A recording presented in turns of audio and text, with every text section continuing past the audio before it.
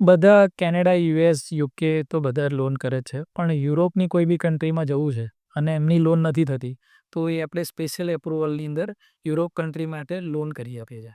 વિદેશ અભ્યાસ માટે દિવસે દિવસે વધી રહેલા ખર્ચના કારણે ઘણા વિદ્યાર્થીઓને આર્થિક સમસ્યાઓ ઊભી થઈ છે, અને એટલે જ અત્યારે હું તમને લઈને આવ્યો છું લોન ડેસ્ટિનેશનમાં, જ્યાંથી તમે ફક્ત 2 દિવસમાં તમારી એજ્યુકેશન લોનનું અપ્રુવલ મેળવી શકો છો.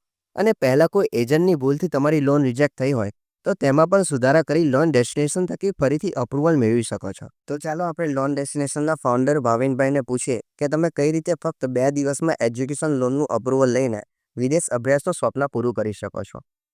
કેવું છે કે બધા જે છોકરાઓ આવે છે, જો લોગિન કરાયા વગર આવશે અમારે ત્યાં, ડાયરેક્ટ પ્રોફાઇલ આવશે, એમની સારી પ્રોફાઇલ હશે, 20,000 ઉપર સેલેરી હોય, અથવા ખેડૂત મિત્ર છે તો એ લોકોના 7/12ના ઉતારાને ઇન્કમ ડોક્યુમેન્ટ છે, તો 24 અથવા 48 અવર્સની અંદર અમે સેન્કશન અપાવી શકીએ.